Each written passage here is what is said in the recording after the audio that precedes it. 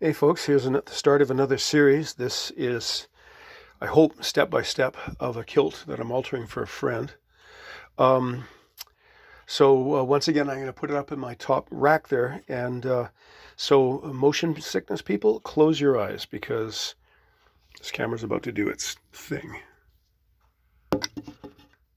Still going? Okay, cool. Right, so here's this kilt in Davidson tartan, which an old friend of mine, emphasis on the old, has brought to me. Now, he's had this thing a great many years. His figure has changed, not only in girth, but over the years you get shorter. So initially, this kilt was 41 waist, 47 hip, 25 inches in length with a 9-inch fill.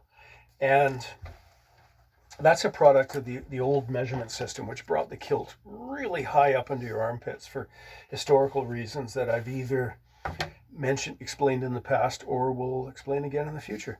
But it doesn't fit him at all. His waist is now 44. His hip is from 47, is now 46. But for this kilt to fit him properly, I have to reduce it in length 20 to 21 inches, from 25 and a half to 21. Now I'm going to use my measuring system, in which we measure to the natural waist. That's the top of the kilt. And then we measure down, usually 2.5 inches, seems to be the standard. But this is an atypical figure because of the slings and arrows that old age throws on us. So what I'm going to do is, he's coming back on Monday. Today is Thursday.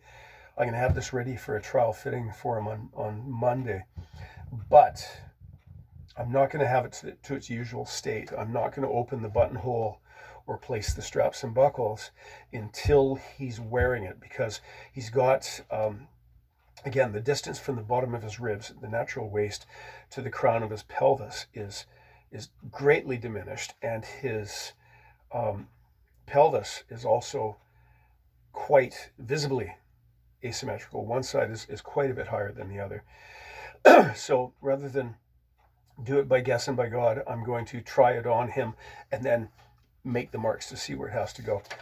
The other thing too, because with a 44-inch waist, I have to alter it to fit. So from 41 to 44, but I want to change the relationship, because if initially I wasn't going to touch the pleats. I was going to do all of the altering by altering the aprons, but that would reduce his kilt to, where are we? That would reduce his kilt as it stands without shortening it. It would be 22, and 22 is about half, but because we have to shorten it, that would reduce, his waist would be, okay, at his waist, it would be 24 inches at the waist, but only 24 inches across the pleats, but only 20 inches on the waist. And that's well into tartan skirt country, and that's not going to be a good look to have such a diminished kilt apron. So what I'm going to do, because looking at the back of this thing, now initially I saw this, and I thought, here we go again, someone who didn't know what they're doing. But then looking at it, I realized, to get that lovely pleated to the stripe effect with such a large tartan, this is a 10-inch set. That's huge. There, 10 inches. Rather than repeating the pleats every 10 inches, they've doubled it up. So to there, to there. So a 4-inch repeat, and then a 6-inch repeat. So now what we have are pleats stacked on top of each other to get that effect. So I changed my opinion, I changed my mind on a dime. This actually makes sense. This is a good idea. My one question I would have is, how would she get a sharp press here without lifting the upper pleat up. And on top of that, because remember you've basted this, the whole thing, perhaps she basted each pleat there so that you could press the outside, then flip it over and press the inside by lifting this, pressing that, putting that down and pressing it again. That would work. So interesting. I love a puzzle. Not to the point of actually doing crossword puzzles, but I love a challenge and I love a puzzle.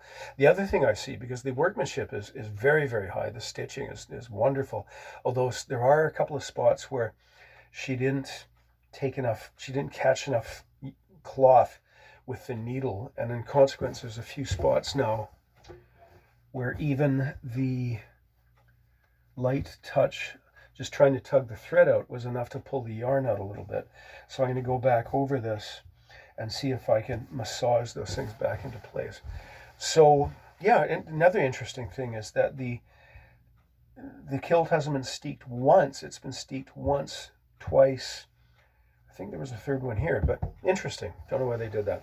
Okay, so what I'm going to do is initially I tore the kilt down, the lining out, canvas out, which I didn't think was a good job at all, but it's because I have a better way. Top band off and all of that, and then pressed the creases out of the apron. They're still slightly visible, but they've been there for decades.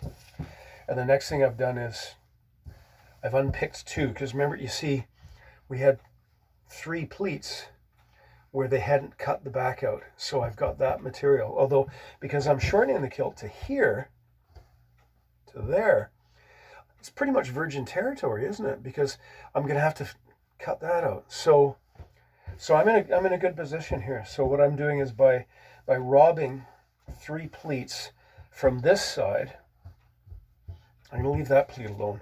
But by robbing 3 pleats from this side, I'm going to reduce the distance across the back at the waist. Okay, that's 21. And if I do go all the way down 2.5 inches, that's going to be 22.